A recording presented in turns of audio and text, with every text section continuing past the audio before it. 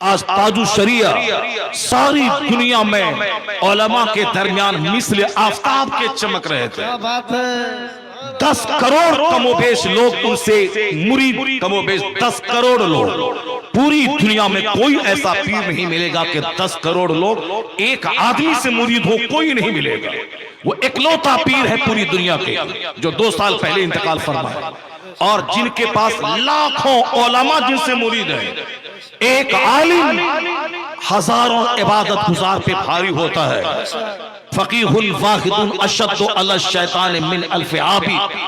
1000 इबादत गुजार से शैतान पर एक आलिम भारी होता है।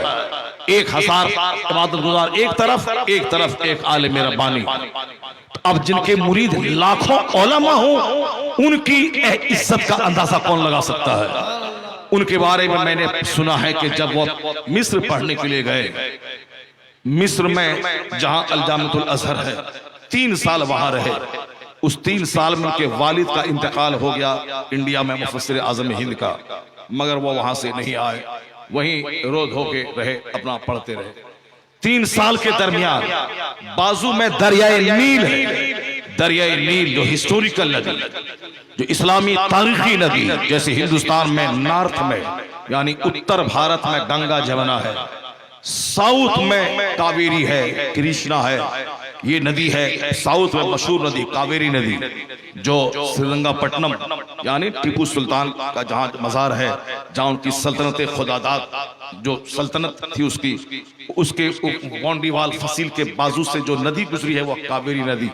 कहते हैं कि टीपू सुल्तान ने जो मस्जिद बनाई थी, ये आज से 300 साल पहले, 250 साल पहले 1799 में वो शहीद हुए। ये 2022 है, अब आप जोड़ ले कितने साल हुए। 250 साल पहले टीपू सुल्तान ने जो मस्जिद बनाई थी, मैं देखा उस मस्जिद को, बहुत बड़ा वजू खाना है।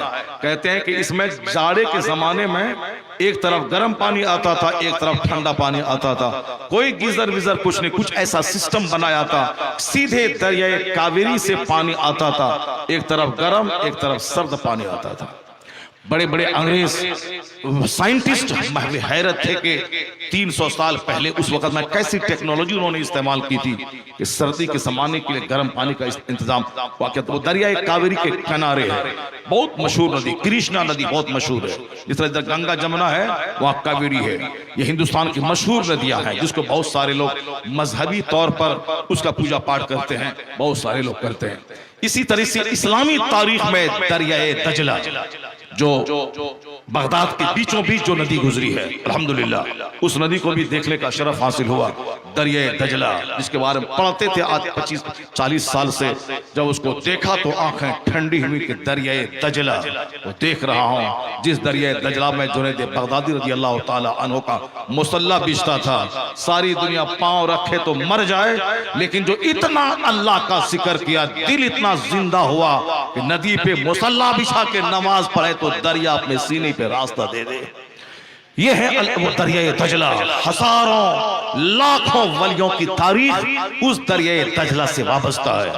दरियाए दजला बगदाद के बीचों बीच से गुजरा है इस्लामी। उसी तरह दरियाए नील है, जो दरियाए नील पहले सूखता था, वहां के लोग पानी के लिए एक जवान लड़की को भींट चढ़ाते थे, तब वह दरिया आबाद होता था।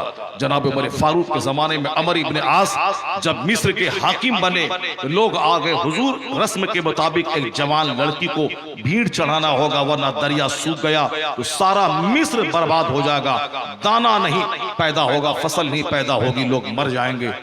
कहा कि ऐसा कभी नहीं होगा। उन्होंने खत लिखा मदीने मुनव्वरा हजरत उमर इब्न खत्ताब रज़ी अल्लाह ताला अन्हु की बारगाह में।